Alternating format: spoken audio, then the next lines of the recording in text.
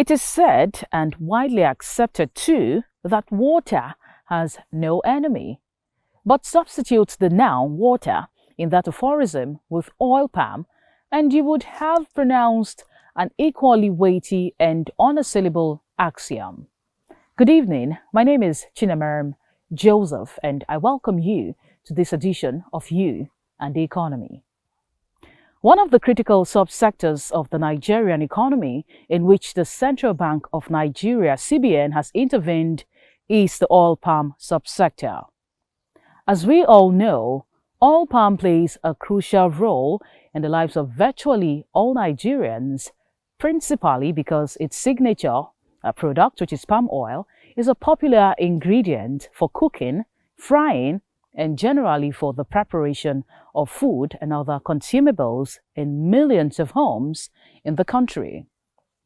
And the same applies to its key derivatives, which are vital raw materials used in various important sectors of the economy, such as pharmaceuticals, bakery, power, automobile, construction, and body care, to mention a few, as well as in a legion of homes. Now, given the significance of the oil palm subsector in our national life and the sorry state that it was before the Apex Bank decided to intervene in it, particularly from 2019, the CBN was methodical and painstaking in rolling out its intervention in the subsector.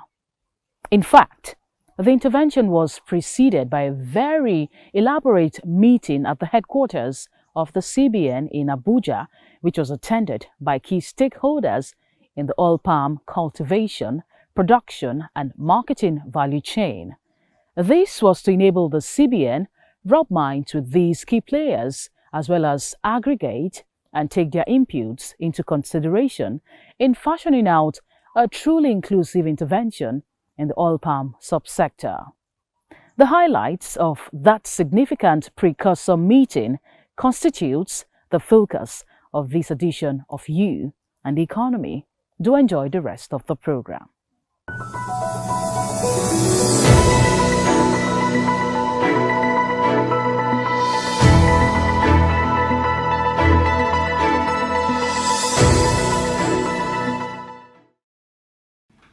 Aptly tagged Stakeholders Meeting on Creating an Oil Palm Belt in Nigeria, the landmark event brought together key players across the oil palm value chain in the country.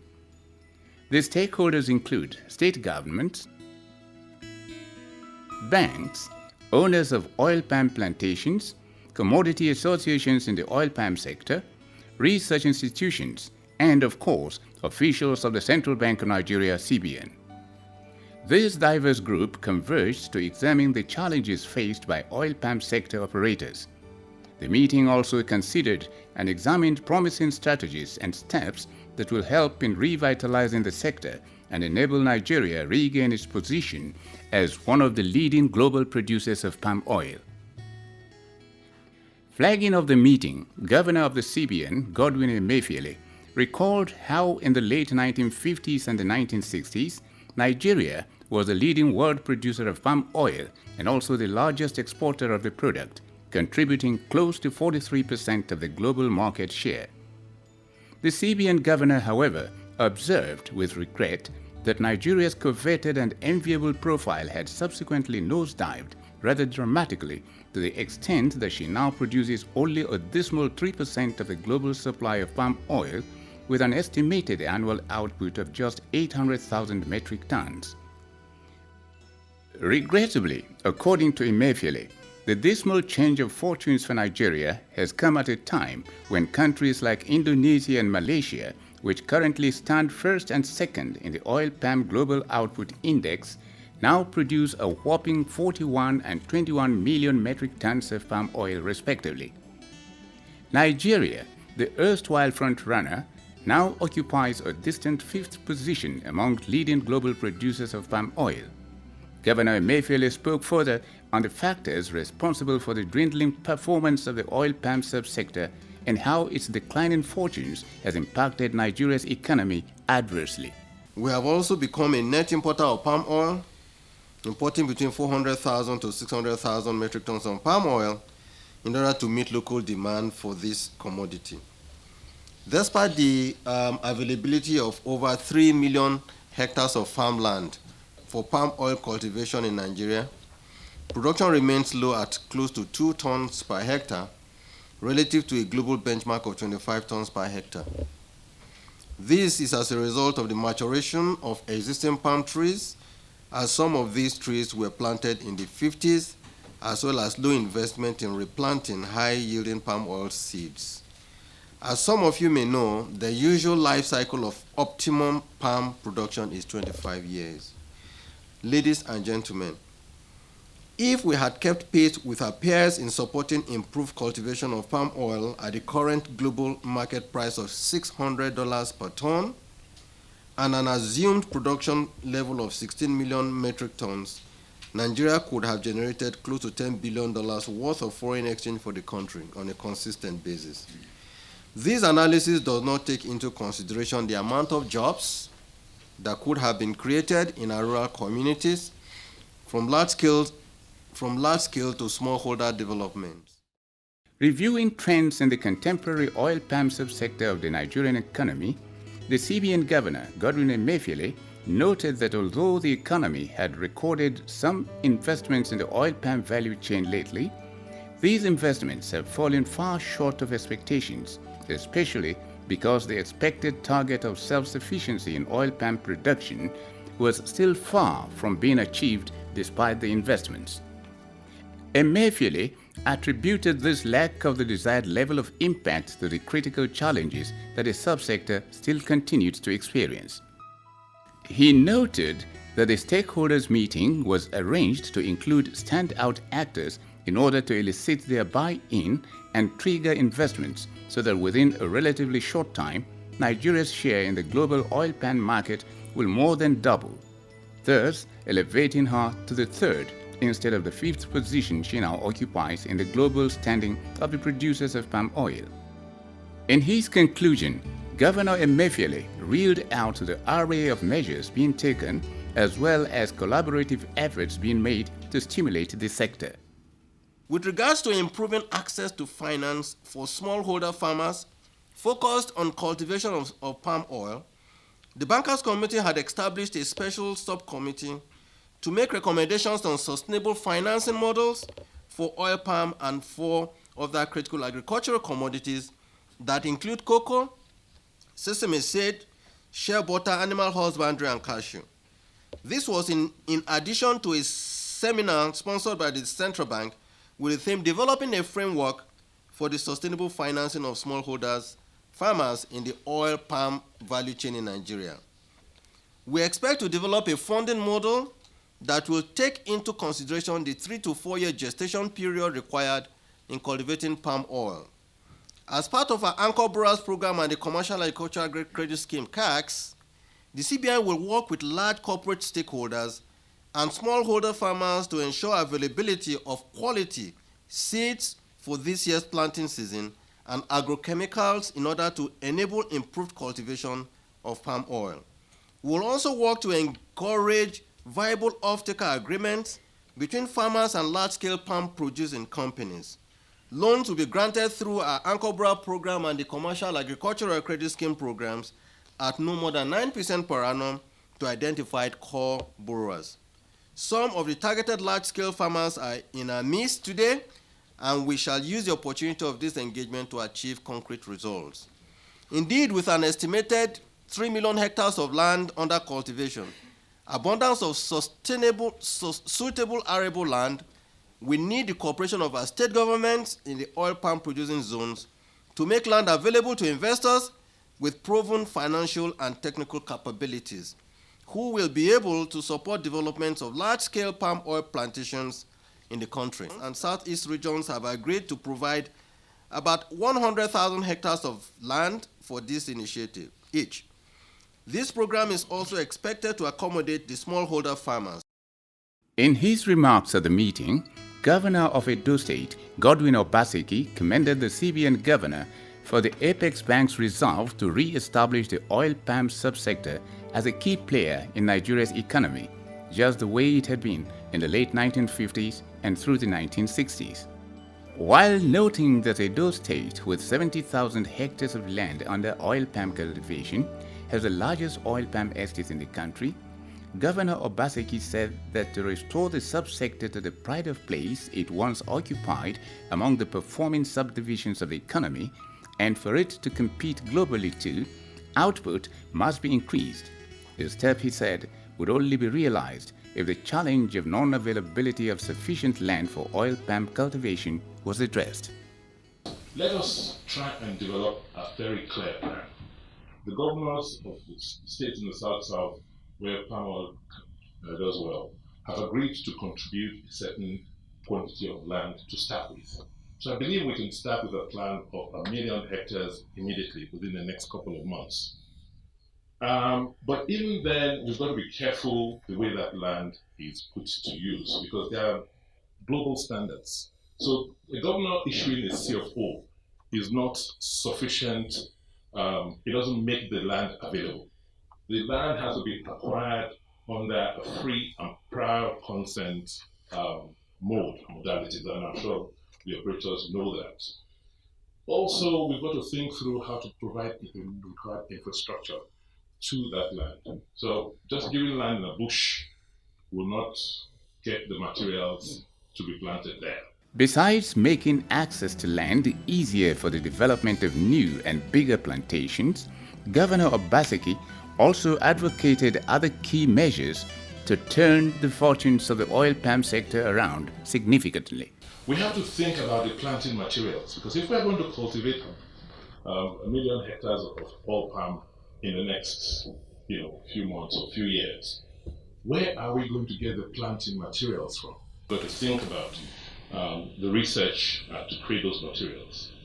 Then we can deal with the other issues of farming practices, trying to train smallholder farmers under the guidance of large estate farms. So we must also think about how to create those incentives for those who are currently in the business, for those who are going to be committing money and resources to growing farm estates. Let us also think through how to provide incentives for them. I hope and I pray that we can come up with a very clear execution plan so that we can grow our palm in this country and become as competitive as the Malaysians and the Indonesians. Abia State Governor Okezie Ikpeazu used the platform offered by the summit to invite investors to Abia State to exploit a 50-hectare land earmarked for agro-industrial concerns to develop the oil palm subsector in the state and boost output.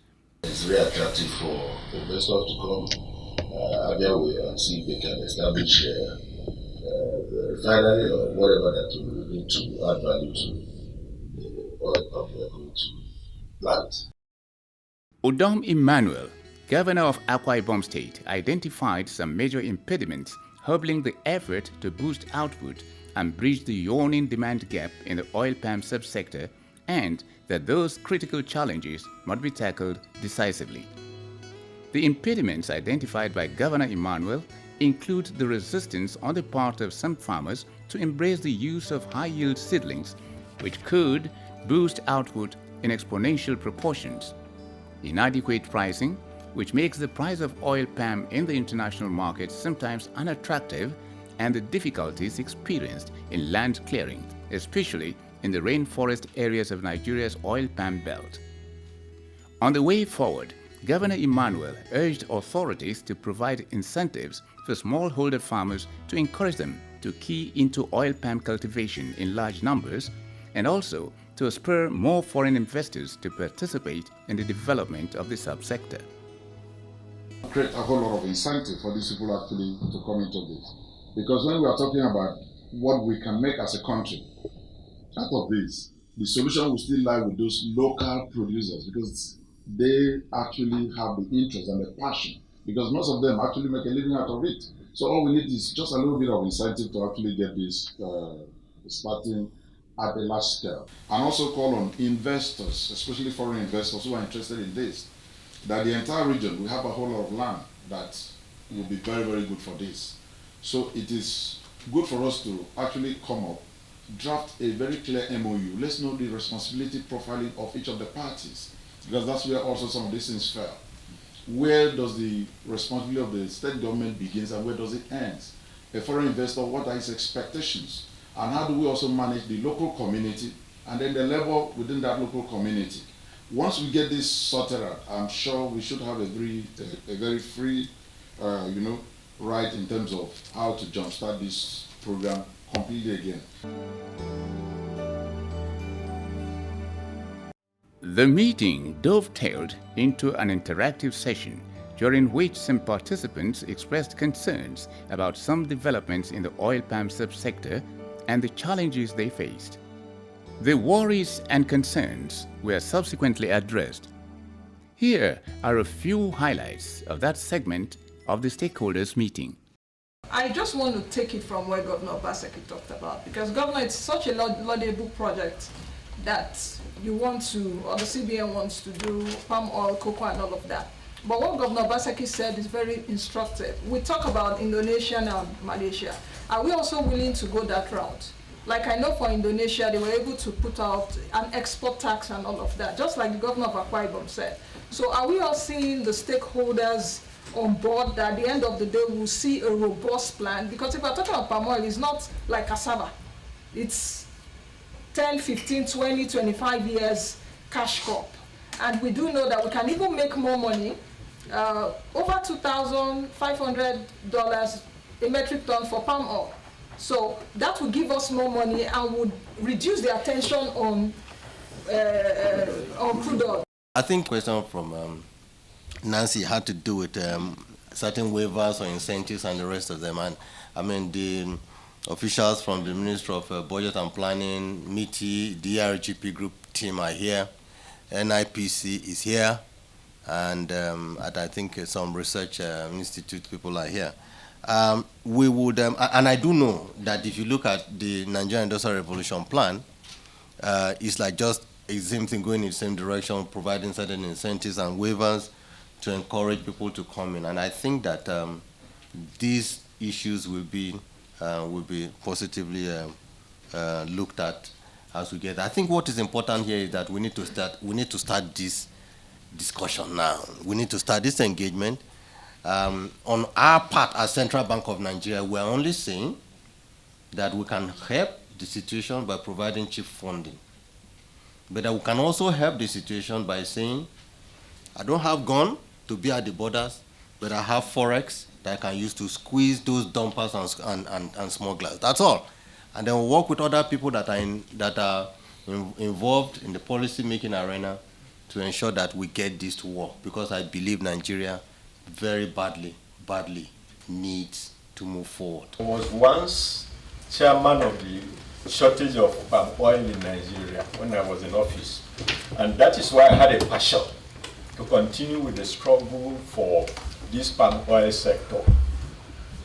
We saw one time that Duffy was short of palm oil. When we calculated, there was about 700 metric tons shortage every year. So when I came out, I took it to assist in land. Acquisition of land under the current Nigerian land tenure. Government does not own land when you want to go into farming. It is community-based. So acquisition along the road becomes very difficult because communities will not release land. What we have said is, yeah, let us know the state you are interested in, what is the quantity of land you want, and leave the rest to us. But the good news is that the governor is there. He was the one that struggled with us and helped us to get land. And he's sitting right there in Edo State. We've gotten land. But it took us some difficulties. And the difficulties, I want us to look at what the governor of Edo State stated. International laws, if you want to produce, you must meet RSPO, you must meet pro-forest requirements. Most of those take, because so you have mentioned that oil also attracts international politics, where we will produce eventually, if it is enough for us to consume, okay, Okumu is producing, Presco is producing, but as soon as we are planning to go into export, we must meet. Politics, don't worry, we're doing the politics. All right. Yes. So all of our states will say, okay, these are the areas, these are the things we need to do. So we can designate belts. For instance, when you understand, okay, there's an issue of deforestation and oil palm. So we've done a forest audit, and we found that, okay, there's some degraded land that can never be used for forestry anymore. And we've zoned those areas for, as land available for oil palm. So we now need to walk through the free and prior consent arrangement with the communities. We'll show, let's have a template. This is how it's done everywhere else. So if it's 50,000 hectares that's available, we've ticked all the boxes on how to acquire, then there's a master plan for it, which will now give you, and you have a time frame, a timeline by which you must bring in your own investments and begin cultivation. I mean, it takes you how many months to plan your nursery? We want to see all of that, in a plan and a framework. And anybody who wants to now import, you're now sign in and just make sure you tick those boxes.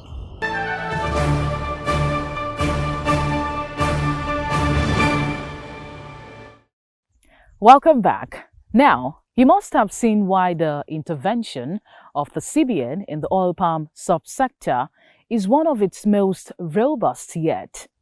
Unlike the knee-jerk approaches that characterize the intervention initiatives of some government agencies in the economy, CBN's intervention in the oil palm subsector was the product of careful planning, cross-fertilization of rich, creative, and diverse ideas, as well as painstaking calculations to ensure that the right steps were taken towards restoring the glory days of the subsector. For more detailed account of how the CBN eventually set out to intervene in the subsector, the features of its intervention initiatives, and the milestones recorded till date in their implementation, join us again next week as we flag off a mini-series on the CBN intervention in the oil palm subsector, which in its heydays was a veritable poster image for Nigeria's enviable status in the agricultural sector, as well as her undisputed claim to fame in the international commodities market in the early 1960s. Until we break that mini-series next week on You and the Economy, it's goodbye for now.